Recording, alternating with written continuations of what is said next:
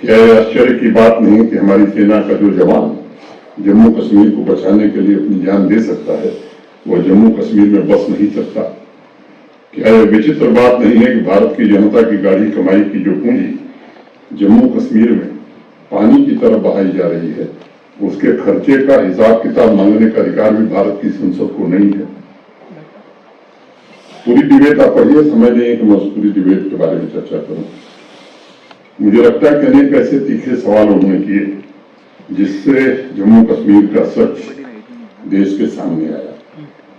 आप सब जानते हैं कि संसद में वाजपेयी जी और अनेक ऐसे वक्ता वो तथ्यों के आधार पर ही बोलते थे। वो समय दूसरा था। वाजपेयी जी ने उस दिन लोकसभा को बताया कि 1965 में पाकिस्तानी सेना की मदद करने वाले एक अफसर को तत्कालीन जम्मू कश्मीर सरकार ने विधानसभा का सदस्य बनाकर पुरस्कृत किया है। 65 से 75 में 1000 लोग पाकिस्तान चले गए थे। उसमें से अनेक गुरुल्ला युद्ध से प्रशिक्षित होकर लौटे और वाजपेयी जी ने कहा कि उन्हें इसलिए पुरस्कृत किया जा रहा है क्योंकि वो भारत विरोधी काम कर रहे हैं। उनके सवाल को अगर मैं ठीक से उद्धृत करूं तो वाजपेयी जी कहते हैं कि पाकिस्तान को मदद देने वालों को पुरस्कार और भारत के प्रति वफादार रहने वालों को तिरस्कार, जम्मू कश्मीर में अपने परायों को न पहचानने का दृश्य कब तक चलता रहेगा। यह जो पीड़ा है वाजपेयी जी के शब्दों में, इस देश ने लंबे समय तक इसे महसूस किया है। कुछ और भी तथ्य उन्होंने रखे बजट को लेकर के। 61 से 65 के बीच भारत सरकार बाकी राज्यों को और जम्मू कश्मीर को कितना पैसा देती थी, उस आंकड़े को मैं दोहराना नहीं चाहता हूं, समय अनावश्यक लगेगा।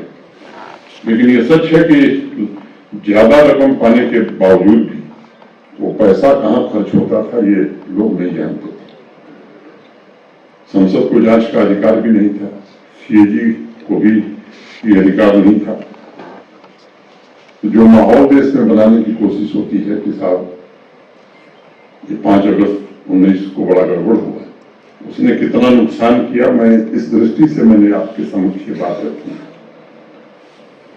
भाषण के दौरान ही वाजपेयी जी ने एक और बात कही कि 1947 में वहां 10,000 कर्मचारी थे, 1967 में 91,000 हो गए और आज सैंक्शन गवर्नमेंट स्टैंड 4,80,000 है। आबादी 1,30,35,00,000 होगी। बिहार जैसे राज्य में जिसकी आबादी 13 करोड़ है, सैंक्शन गवर्नमेंट पोस्ट 5,13,000 है। आप अनुमान लगा सकते हैं। अरसद के उस भाषण का एक अंश मैं 2 लाइन और उद्धृत करूंगा। उन्होंने कहा था कि अध्यक्ष महोदय, आपको जानकर यह आश्चर्य होगा कि जम्मू कश्मीर राज्य में कुल 32 तहसीलें हैं, लेकिन तहसीलदारों की संख्या 75 है और नायब तहसीलदारों की संख्या 100 है। मैं यह समझने में असमर्थ हूं कि इतने तहसीलदार करते क्या है। कहा जाता है कि एक म्यान में 2 तलवारें नहीं रह सकती, लेकिन जम्मू कश्मीर में एक तहसील में 2 तहसीलदार कैसे काम करते हैं, इसकी सहज कल्पना की जा सकती है और मैं इसे समझना चाहता हूं। तो ये 370 की आड़ में जम्मू कश्मीर में हुआ क्या, मैं समझता हूं कि इसको आप अच्छी तरीके से समझ सकते हैं। किस तरह से आतंकवादियों और उग्रवादियों मिलकर के और उनके साथ मिलकर के कुछ और लोग भी किस तरह का खेल खेल रहे थे, इसकी एक छोटी झलक मैंने वाजपेयी जी के भाषण के द्वारा आपके समक्ष रखी है। मैं किसी का नाम नहीं लेना चाहता क्योंकि वो मेरे लिए उचित नहीं होगा, लेकिन कभी कभी कोफ्त होती है, खून खौलता है। वही लोग जो इन सब कामों के लिए जिम्मेदार हैं, बड़े जोर से लोकतंत्र और विकास की बातें करते हैं, जिन्होंने इस हाल में जम्मू कश्मीर को पहुंचाया, वो नई दुकान चलाने का प्रयास कर रहे हैं।